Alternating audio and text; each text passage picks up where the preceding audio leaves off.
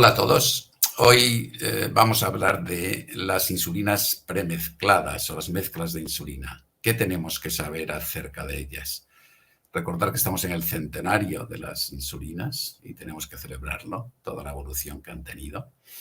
¿Qué son las insulinas premezcladas? Pues son la mezcla en un mismo vial o en una misma pluma de insulina de dos tipos de insulinas. Una insulina intermedia, que es una insulina protamina, que conocidas por las siglas NPH o NPL, que bien es insulina humana o bien es un análogo de insulina que se ha unido a protamina y es también una insulina protamina intermedia.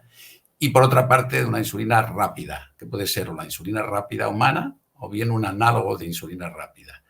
Y esta mezcla está en una proporción fija. Las proporciones en las que normalmente se utilizan son las dos primeras que veis aquí a la izquierda, que son la proporción 75% de lenta, de intermedia, 25% de rápida, 70% de intermedia o 30% de rápida. Normalmente se denominan con un número, que es el número de la rápida, 25, 30, y hay otras que se utilizan menos, que son 50% de intermedia, 50% de rápida o 70% de intermedia, 70% de rápida, 30% de intermedia. Vamos a verlo más despacio en la próxima diapositiva, que son las mezclas comerciales de insulina. Como ya vienen premezcladas, tienen un nombre. La más antigua es la mezcla de insulinas humanas, insulina rápida e insulina NPH, que se llama Mistar 30.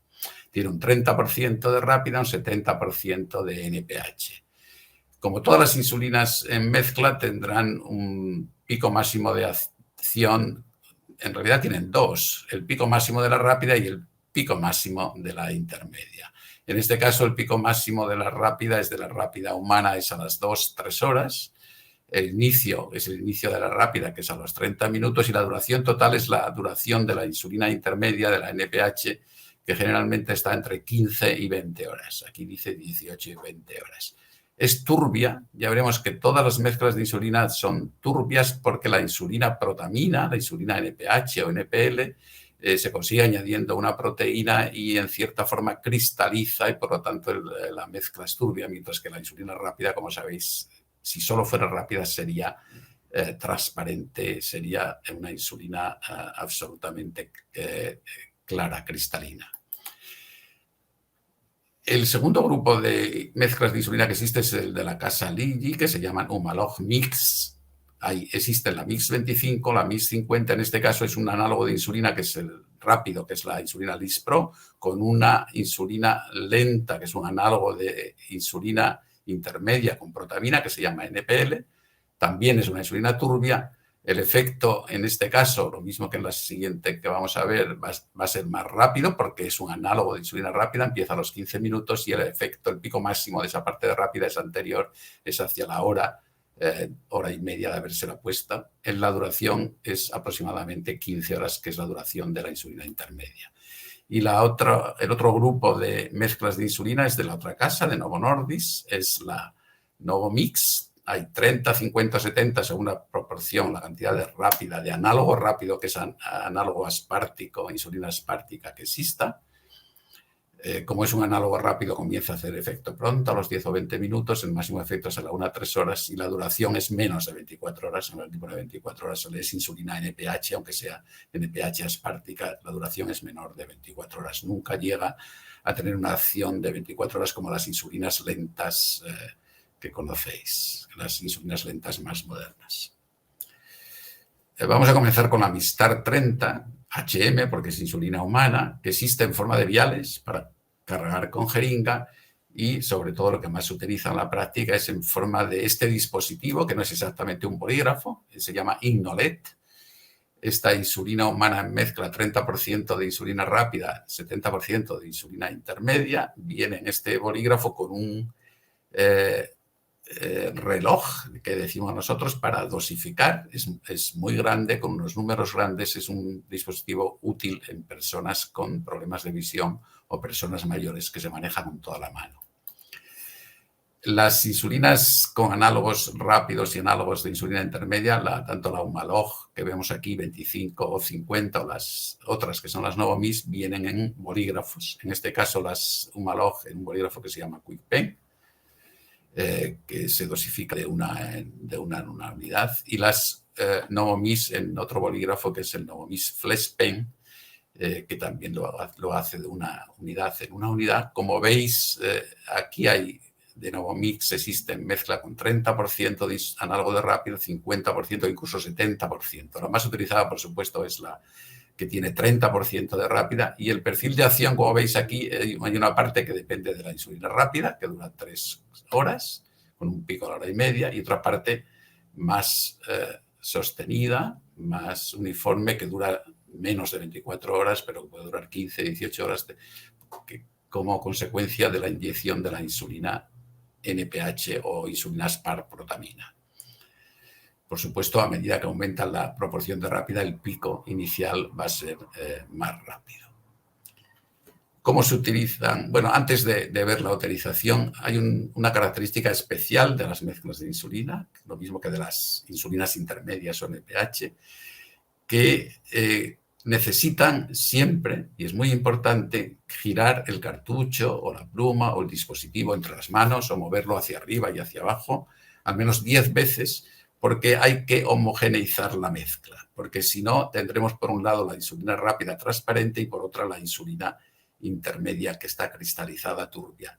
Antes de mezclar podemos verlo así separado. Necesitamos mezclarlo más de 7 veces, es decir, al menos 10 veces hacia un lado, otro arriba, abajo, o bien girándolo, para que esta mezcla sea uniforme, y lo veremos como un líquido turbio, uniformemente turbio, y así hará el efecto que queremos que haga.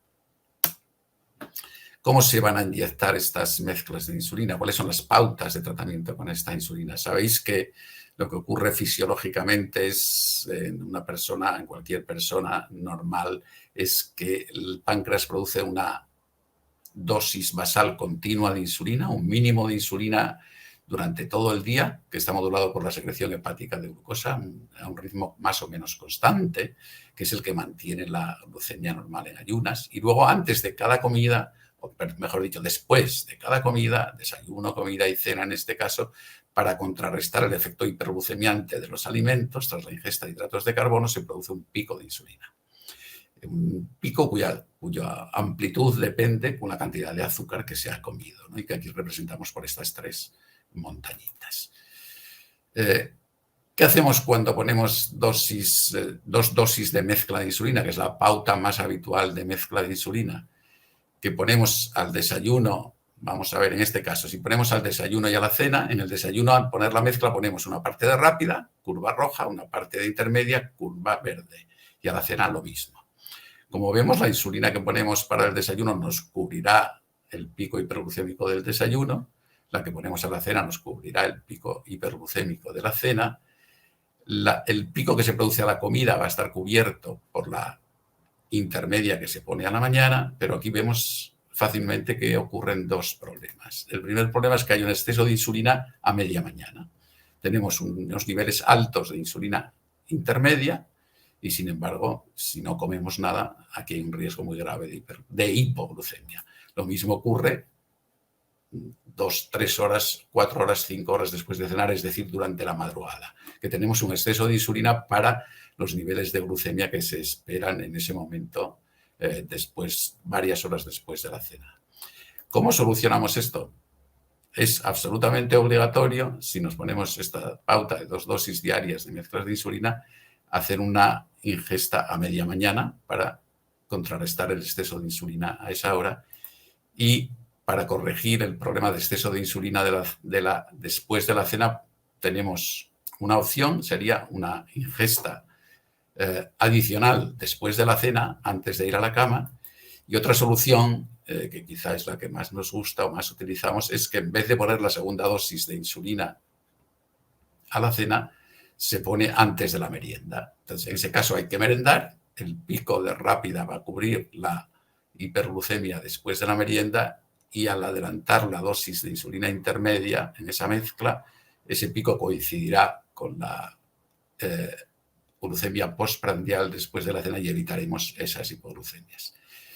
Entonces, parece lo más fisiológico y más con los horarios de comida que tenemos en nuestro país, que las mezclas de insulina, cuando se utilizan en 2 dosis diarias, se utilicen antes del desayuno, antes de la merienda y, por supuesto, hay que hacer las 5 comidas al día, incluyendo la media mañana.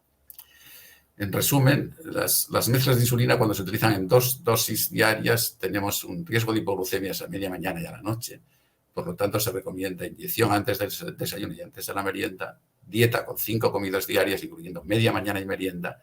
Y en todo caso, es conveniente siempre vigilar las glucemias antes de acostarse, porque ahí puede haber todavía un exceso de insulina y puede ser necesario hacer una recena o tomar las medidas que sean necesarias para evitar esa hipoglucemia.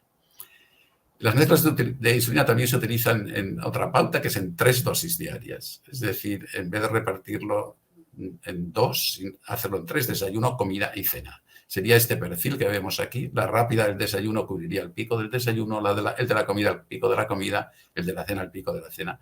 Pero seguimos teniendo un problema, que es ese exceso de insulina en los periodos interprandiales entre desayuno, comida, cena y después de la cena. ¿Cómo corregimos esto? Pues, por supuesto, con tomas suplementarias media mañana y merienda absolutamente obligatorias para evitar esas hipoglucemias. La ventaja de haber repartido la insulina total en 3 dosis diarias de estas mezclas es que las dosis necesarias serán menores en cada uno de los pinchazos, por lo tanto el riesgo será menor y también será menor el riesgo de hipoglucemia nocturna. Sin embargo, también se considera muy importante seguir vigilando las glucemias antes de acostarse, además de seguir con las 5 comidas diarias. En resumen, las mezclas de insulina todavía tienen un papel en el tratamiento de la diabetes, sobre todo en la diabetes tipo 2, y si no hay una ausencia total de secreción endógena de insulina, o en personas mayores por la comodidad en la administración.